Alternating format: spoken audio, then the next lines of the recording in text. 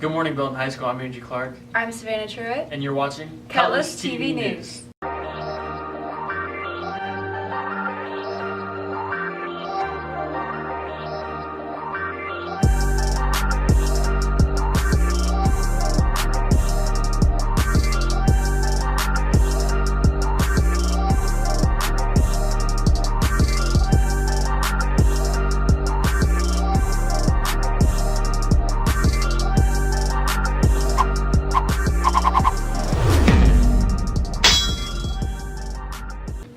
The school store has made some changes. Here's more with Brooke Truman, Joshua Fife, and Avery Hobson. The school store has stocked their shelves with many new items this year. Senior Gabby Stoddard talks about all the new items and what she does in the school store. The school store is a DECA-run business for students to get business experience and education and learn kind of how to run a smaller business. And so it's a class run by the marketing teachers.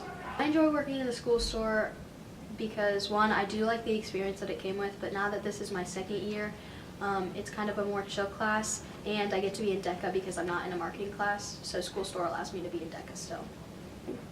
Right now we have a lot of new food and drink just because of the rules that we have. We have lanyards, we have a bunch of new chips, we have like applesauce and yogurt, stuff like that. So there's two main jobs for the most part. I am the cashier, so I keep track of who's buying what, how much they're paying, how much they're buying, and then that, because of the iPad, that takes the inventory for us. And then like Catherine, who's my partner, she like restocks and she keeps everything organized. Those are the main two jobs within the store. And then there's a lot of like behind the scenes stuff, like making coupons, making posters, stuff like that. Junior Niall Mitchell is a frequent flyer in the school store. He talks about what he usually gets and what he likes the most. I go to the school store because it sells some of the items that vending machines don't and all that. For instance, it has Berry Propel, which is my favorite Propel. I usually get the Propel the most, and every now and again I'll get a Chewy bar, and I used to get like the Slim Jims and Rice Krispies, but those aren't there anymore. With Brooke Truman and Josh Fife, I'm Avery Hobson with Cutlass TV News. TSA recently attended the regional conference. Here's more on the story by Savannah Truitt, Chloe Murphy, Chana Ostrander, and Jean Powell. Members of the Technology Student Association give insight on the program. TSA is a collection of high school and middle school events where you compete, so you have the entire year to prepare for those events, and then you go in and you compete at those events. So like building a dragster, making an airplane out of balsa wood that has a rubber band propeller. And robotics is a yearly game worldwide. It's FIRST Robotics, and you have 10 weeks to build a robot, and then you go into the competition and compete against. I had dragster design, which was making a wooden car with a CO2 canister in the back, and then it's going down a long runway, and then the fastest time wins. I also did music production, so you had to make a song for music production, and not at regionals, but I have SIM, Computer Integrated Manufacturing, where I have to make a STEM toy. Ariane Winfrank talks about events she has competed in. Competed in a team event called Forensic Science, and I did that with Chris Reed, and that was basically just investigating a crime scene, and then you have to do a lab report at the end, and so that one's pretty cool. And then I did Essays on Technology, which was a single event, which basically on site they gave you a prompt and you only had 2 hours to do the article and questions. And then the third event I did was promotional design, which was basically making 5 items promoting TSA that technically TSA could later print and actually distribute out to people. Chris Reed gives information on what events he participates in.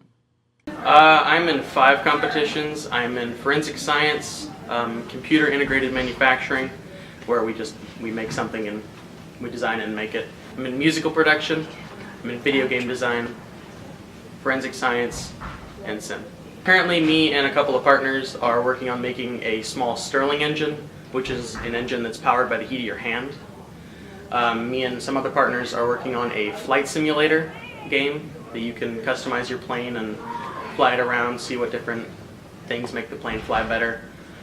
Me and one partner are working on making a musical track, which kind of just makes you want to get up and move around. For Chana Ostrander, Savannah Truitt, and Chloe Murphy, I'm Gene Powell with Cutlass TV News. Auditions for the Mr. BHS pageant are next week. Here's more on the fundraiser with Andrew Clark, Diamond Simmons, and Slade Ritchie. Mr. BHS is coming up soon. Junior Eric Merrill shares his past experiences, and Miss Babcock talks about Mr. BHS. Mr. BHS was very competitive, but it was a lot of fun, and I got to hang out with a lot of my friends while we rehearsed each segment of the show. I picked out my gown, and I memorized the monologue I performed for the talent portion of Mr. BHS. It was a lot of fun. I got to hang out with a lot of my friends. I got to perform for a bunch of people, and I got to get rated based on my talents. I performed a piece for my favorite TV show, It's Always Sunny in Philadelphia. It's called Pepe Sylvia. It's about two guys who work in a mailroom, and one of them goes crazy and starts seeing things. Mr. BHS is a male beauty pageant, basically. It's just a fun spin-off of a regular female pageant, and it's for charity for our theater department. The actual performance is April 11th, but applications to join and be a part of Mr. BHS are due March 11th. They compete in, they have a formal wear competition, they have an interview competition, and they have talent. There's a silly swimmer competition and a group dance number. So there's a lot of fun categories that they can get involved in, and it's a great time. For Diamond Simmons and Slade Ritchie, I'm Andrew Clark for Cutlass TV News.